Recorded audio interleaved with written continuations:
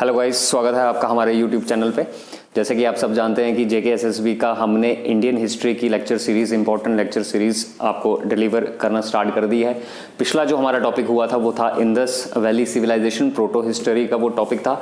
आज हम Indus valley civilisation से, प्रोटो हिस्ट्री से एंशिएंट हिस्ट्री की तरफ बढ़ने जा रहे हैं।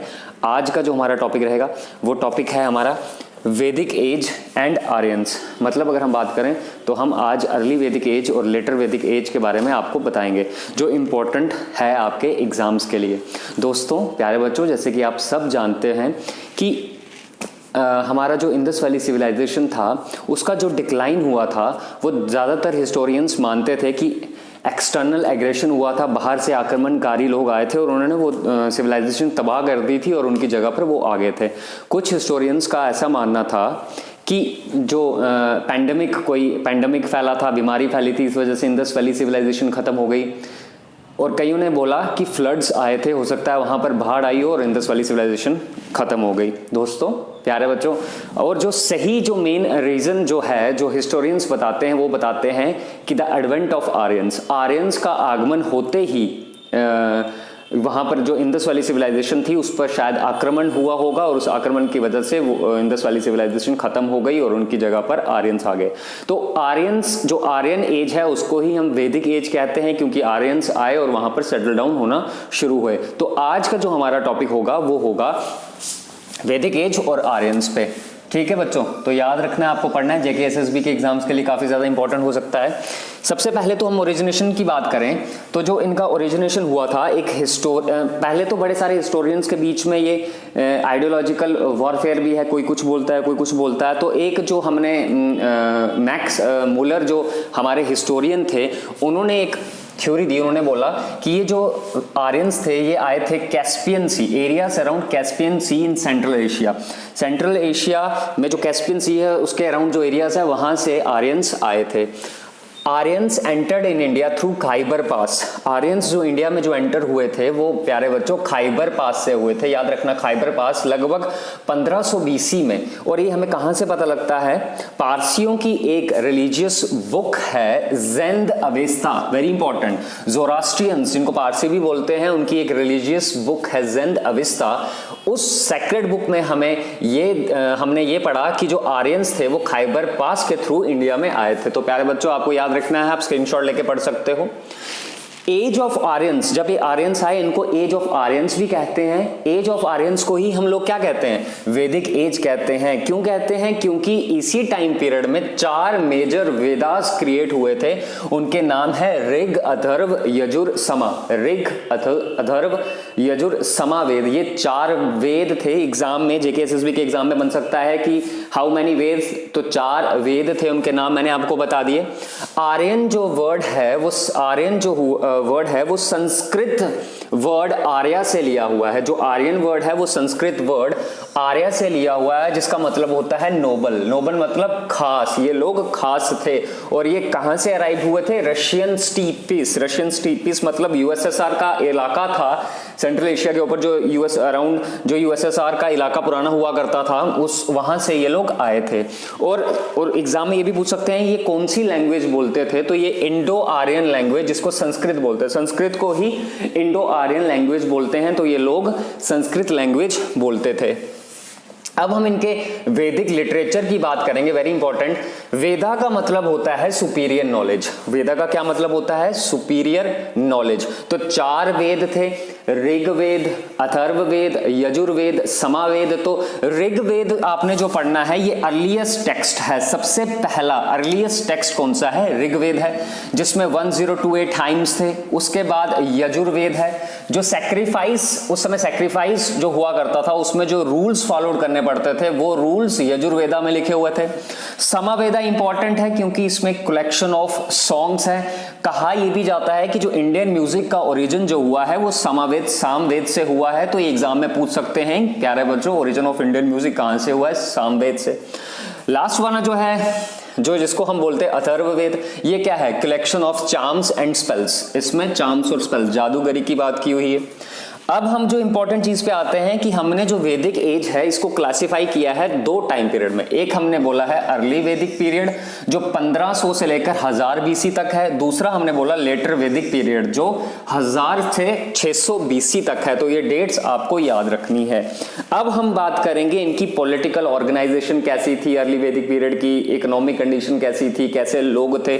तो सबसे पहले हम अर्ली वैदिक पीरियड की बात करेंगे। तो इनकी जो पॉलिटिकल ऑर्गेनाइजेशन थी वो प्यारे बच्चों याद रखनी है, आपको ज्यादा डीपली नहीं जाना है। Kula was the basic unit. Political organisation का बेसिक यूनिट क्या था? Kula, KULA, kula was the basic unit. दूसरा पॉइंट जो है multiple families together of kingship, जो बड़ी सारी फैमिलीज एक ही जाति की कंबाइन होकर वो क्या बनाती थी? ग्रामा। Very very important. जो ग्रामा का जो लीडर हुआ करता था वो कौन हुआ था? ग्रामिनी। लीडर ऑफ ग्रामा वॉज ग्रामिनी। ग्रुप ऑफ विलेजेस को क्या बोला जाता था? विशु बोला जाता था। और इसको हेड कौन करता था ग्रुप ऑफ विलेजेस को? विश्वपति। Very very important. उसके बाद highest political and administrative unit जो अर्ली वैदिक पीरियड का था वो था जना। Very important. Head of the kingdom, head of the kingdom किसको कहा जाता था? राजन को कहा जाता था। Polity was hereditary monarchy. जो वहां की जो पॉलिटी थी, जो पॉलिटिक्स थी वो हेरिडिटरी मोनार्की का मतलब होता है कि राजा का बेटा ही राजा बनेगा, फिर उसका बेटा राजा बनेगा, फिर उसका बेटा राजा बनेगा। तो ये हिरार्की बेस्ड सिस्टम था। टू बॉडीज जो आपको याद रखनी है, एक आपने याद रखनी है सभा और समिति जो अर्ली वैदिक पीरियड में थी। सभा में काउंसिल ऑफ एल्डर्स, बड़े बड़े एल्डर लोग यहाँ सभा में बैठते थे। और समिति थी जनरल असेंबली ऑफ पीपल, आम लोग समिति में बैठते थे। सोसाइटी जो बेसिकली जो इसकी हमने जो पॉलिटिकल ऑर्गेनाइजेशन की बात कर ली, अब हम सोसाइटी की बात करेंगे अर्ली वैदिक पीरियड की। तो पैट्रियार्कल थी, पुरुष प्रधान समाज हुआ करता था। सोसाइटी का जो बेसिक यूनिट था वो था ग्राम और इसको हेड कौन करता था? गृहपति। Very very important. वुमेन को इक्वल अपॉर्चुनिटीज मिलती थी, वुमेन्स को इक्वल अपॉर्चुनिटीज मिलती थी, पार्टिसिपेट कर पाती थी। एक चीज प्यारे बच्चों याद रखनी है, मोनोगैमी प्रैक्टिस की जाती थी। मोनोगैमी का मतलब होता है कि एक औरत के बहुत सारे पति हो सकते हैं, उसको मोनोगैमी कहते थे। और पॉलीगैमी कहते थे कि एक आदमी की बड़ी सारी पत्नियां हो सकती थी। मोनोगैमी जो थी वो आम लोगों के बीच में प्रेवलेंट थी, और जो पॉलीगैमी थी वो रूलिंग क्लास के बीच में प्रेवलेंट थी। और ये बात याद रखनी है कि चाइल्ड मैरिज उस समय बिल्कुल भी नहीं थी अर्ली वैदिक पीरियड में, और ना ही सती प्रैक्टिस की जाती थी। ये तो थी अर्ली वैदिक पीरियड की पॉलिटिकल और सोसाइटल ऑर्गेनाइजेशन। अब हम इकोनॉमिक कंडीशन की बात करेंगे अर्ली वैदिक पीरियड की। तो ये बड़े सारे लोग जो थे ये क्या थे? पेस्टोरल थे, कैटल रेयरिंग पीपल थे, पेस्टोरल थे, नोमैडिक थे। नोमैडिक मतलब खाना बदोश, एक जगह से एक जगह पे टिकते नहीं थे, दूसरी जगह पे चले जाते थे, फिर जहां वहां पर ग्रेजिंग करते थे, फिर वो ग्रेजिंग जमीन जब ओवर ग्रेज हो जाती है दूसरी जमीन में चले जाते थे, तो एक जगह पे टिकते नहीं थे। बार्टर सिस्टम था शुरू में अर्ली वैदिक पीरियड में, चीजों के बदले चीजें एक्सचेंज करते थे। और जब समय आगे बीता तो इन्होंने गोल्ड कॉइन्स यूज करना शुरू कर दिए जिनको बोला जाता था निष्का। जो ट्रांसपोर्ट हुआ करता था वो रिवर्स के थ्रू हुआ करता था। वेरी इंपॉर्टेंट इकोनॉमिक कंडीशन थी अर्ली वैदिक पीरियड की। उसके बाद जो अर्ली वैदिक पीरियड में जो रिलीजन था, लोग इसको मानते थे कि ये नेचुरल फोर्सेस के वर्शिपर थे, उनकी पूजा करते थे, जैसे earth, fire, wind, rain and thunder. तो अग्नि, वायु ये गॉड हुआ करते थे। फीमेल गॉड जो जिनकी पूजा करते थे वो थी अदिति एंड उषा। ये अर्ली वैदिक पीरियड की बात हो रही है। तो ये अर्ली वैदिक पीरियड थी। अब हम बात करेंगे लेटर वैदिक पीरियड के बारे में, उसकी पॉलिटिकल ऑर्गेनाइजेशन के बारे में।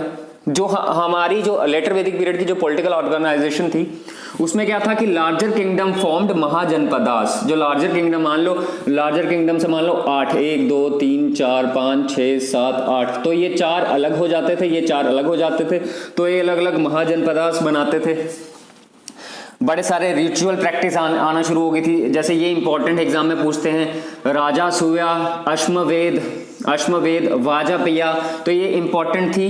तो आपको पूछ सकते हैं अश्वमेध का क्या मतलब है? Horse sacrifice. वाजपेया का क्या मतलब है? चैरियट रेस, रथों की यात्रा होती थी। ये पॉलिटिकल ऑर्गेनाइजेशन थी। राजा की power, king power was increased. King की जो पावर थी वो इंक्रीज्ड हो गई थी लेटर वैदिक पीरियड में। सोसाइटी जो थी लेटर वैदिक पीरियड की वेरी वेरी इंपॉर्टेंट, ये 4 डिविजन्स में डिवाइड हो गई थी, ब्राह्मण, क्षत्रियास, वैश्यास और शूद्रास। Very important. तो आपको याद रखना है जो क्लासिफिकेशन ऑफ सोसाइटी जो हुई थी, डिवाइड की गई थी वो लेटर वैदिक पीरियड में हुई थी, वो अर्ली वैदिक पीरियड में नहीं हुई थी। चाइल्ड मैरिज आपको देखने को मिलती है लेटर वैदिक पीरियड में। जो इकोनॉमिक कंडीशन थी लेटर वैदिक पीरियड में, उसमें जो मेन ऑक्यूपेशन था वो था एग्रीकल्चर ये लोग करते थे। आयरन का यूज भी करना ये शुरू हो गए थे, फॉरेन ट्रेड होना शुरू हो गया था, समुद्रों के रास्ते व्यापार होता था। उसके बाद कॉइन्स, जैसे हमने निष्का पढ़ा था अर्ली वैदिक पीरियड में, जो कॉइन्स यूज करते थे गोल्ड कॉइन्स। उसके बाद सतमना कॉइन्स जिनको गोल्ड कॉइन्स कहते हैं, और कृष्णला कॉइन्स सिल्वर कॉइन्स यूज करना शुरू कर दिए थे। जो रिलीजन था लेटर वैदिक पीरियड में, ये अब ये किसको पूछते थे? प्रजापति, विष्णु और रुद्रा को। प्रजापति का मतलब था क्रिएटर, हमें बनाने वाला। विष्णु का मतलब हुआ करता था प्रोटेक्टर, जो हमें प्रोटेक्ट करता है। और रुद्रा भगवान जो डिस्ट्रॉयर थे। लगभग प्रीस्ट डोमिनेशन सोसाइटी थी लेटर वैदिक पीरियड की। और यही जो प्रीस्ट डोमिनेशन सोसाइटी है और रिचुअल्स जो ये लोग परफॉर्म कर रहे थे बार बार, इसके अगेंस्ट एक और क्लास का जन्म हुआ, एक और धर्म का जन्म हुआ, जिसको हम फिर जैनिज्म बोलेंगे। जैनिज्म ने प्रीस्टली डोमिनेशन को अपोज किया और बुद्धिज्म ने भी ये प्रीस्टली डोमिनेशन को अपोज किया था। तो यही कारण था कि वो धर्म के लोग आगे पिक्चर में आना शुरू हो गए थे। तो ये इंपॉर्टेंट चीजें हैं। नेक्स्ट जो हमारा टॉपिक होगा वो जैनिज्म और बुद्धिज्म के ऊपर होगा, एंशिएंट हिस्ट्री का। और ये आज का जो टॉपिक था ये था वैदिक एज और आर्यंस के ऊपर, जिसमें हमने अर्ली वैदिक एज के बारे में देखा और लेटर वैदिक एज के बारे में देखा। तो आई होप आपको ये समझ आया होगा। धन्यवाद।